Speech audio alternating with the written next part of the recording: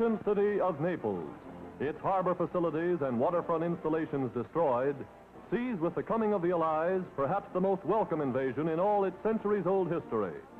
From huge landing boats driven right up on the beach, new contingents of American Army nurses wade ashore to join field units and hospitals serving the Allied Fifth Army.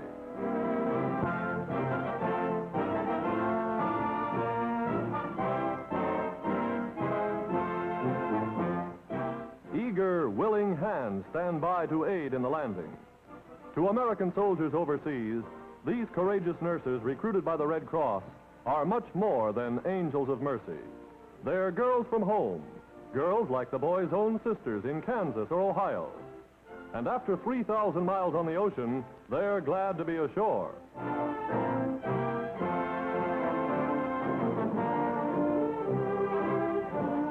Some are assigned to duty with the Air Forces. Others have volunteered to serve in huge transport ships engaged in the evacuation of wounded by air. Many nurses accepted for service aloft once flew as hostesses in commercial airliners. All were specially trained for this new duty in schools operated by the Army Air Force. In a matter of hours, they are flown direct to combat areas. That Red Cross flag indicates that wounded are aboard. These are the men they serve. Men whose chances for life have been increased with the saving of each precious minute gained through evacuation by air.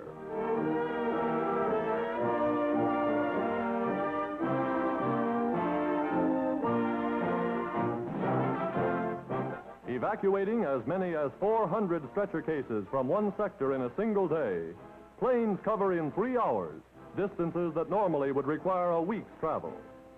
A nurse and a staff sergeant work together, 24 such teams to a squadron.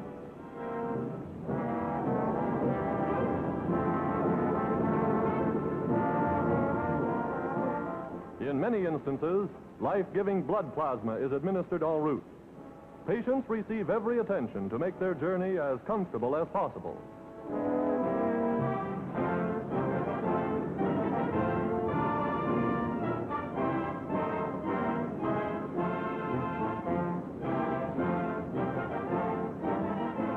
Often, a flight surgeon accompanies emergency cases. Today, evacuation of wounded by air is saving countless lives that otherwise might be lost.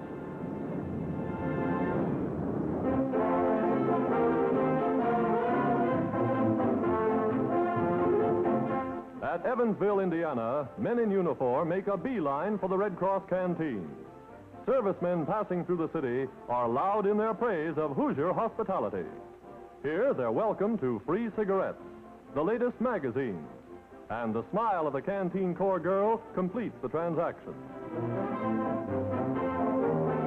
While a group of budding artists form their own quartet, volunteers staff the kitchen preparing home-cooked food. All meals, of course, are planned by the Red Cross Nutrition Service.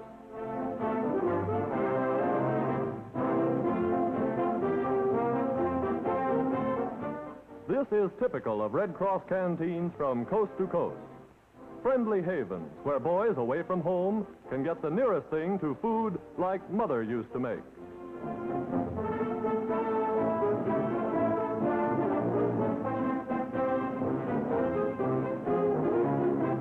Another phase of Red Cross canteen service is shown in the mobile unit operation at Memphis, Tennessee Airport. Here, men of the Air Transport Ferry Command can get hot coffee, a hasty snack while waiting for their planes.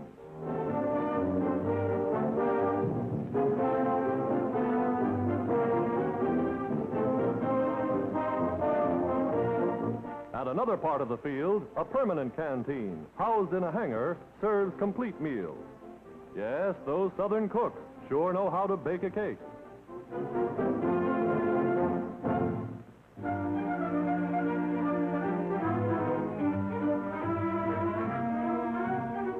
The Harrisburg, Pennsylvania Red Cross chapter solves the problem, what to do with Junior while Mother visits the blood donor center. Mrs. Ralph Ditlow suggested a nursery room to care for the youngsters while Mother makes her donation. So, once a week is Mother's Day.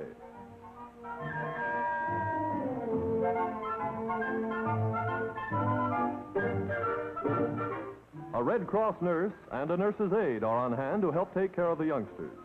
Here is an excellent example of community cooperation.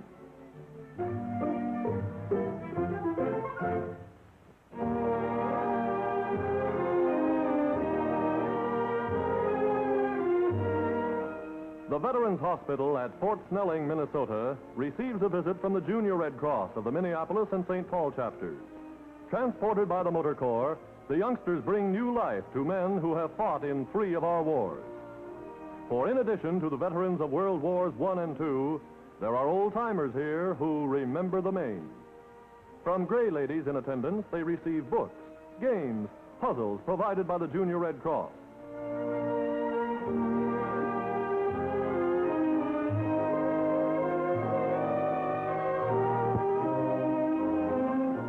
Ash receivers, lamp bases, chessboards are built by the juniors in their school workshops. Whether it's making canes, crutches, or card racks, the junior skill and resourcefulness is more than appreciated by the men they serve. Lapboards and stationery folders are made in classrooms. Many of the plants in the solarium are from the year-round garden at nearby Minnehaha School. Entertainment provided by Junior Red Cross groups is a regular feature at Fort Snelling Hospital. The Girls' Choral Society is always a big hit.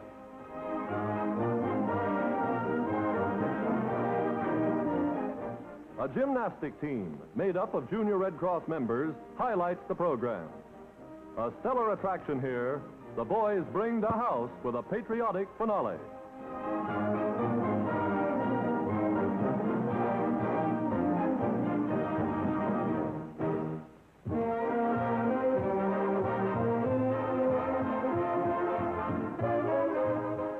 Somewhere in Australia, an all-Army band at one of the many overseas clubs enlivens the evening for troops on leave from the front. Here, they meet nice girls, get a chance to cut a rug, just like a Saturday night back home.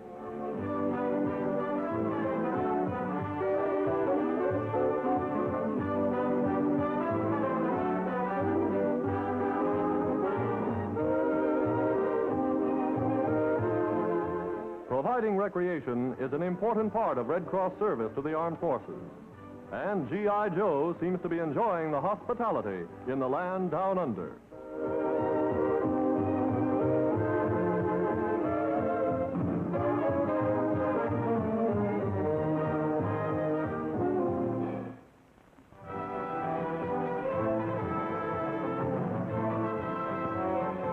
Here, in one of the nation's 4 packaging centers for prisoners of war, Red Cross volunteers pack the boxes of food provided by the United States government for American soldiers in enemy hands. Enough food in each 11-pound parcel to sustain a man for a week. In 1943, the Red Cross shipped 7 million prisoner of war packages overseas. To American boys behind barbed wire, the arrival of these Red Cross boxes means as much to their morale as to their health.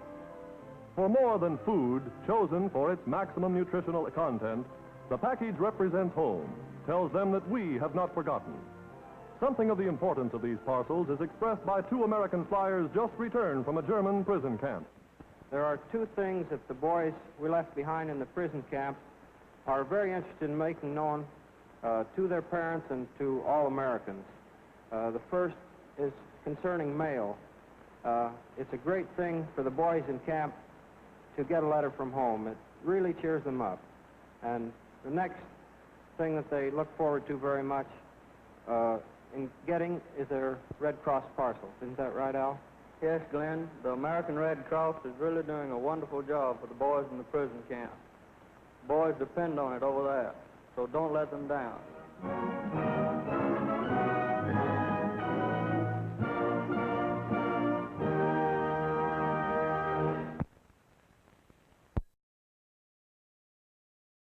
Shore to join field units and hospitals serving the Allied Fifth Army.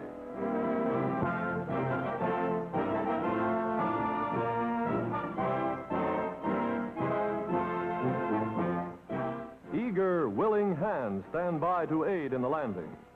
To American soldiers overseas, the ancient ancient city of Naples, its harbor facilities and waterfront installations destroyed, sees with the coming of the Allies perhaps the most welcome invasion in all its centuries-old history.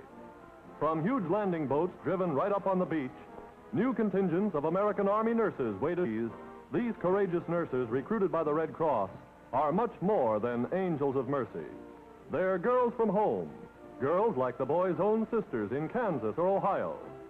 And after 3,000 miles on the ocean, they're glad to be ashore.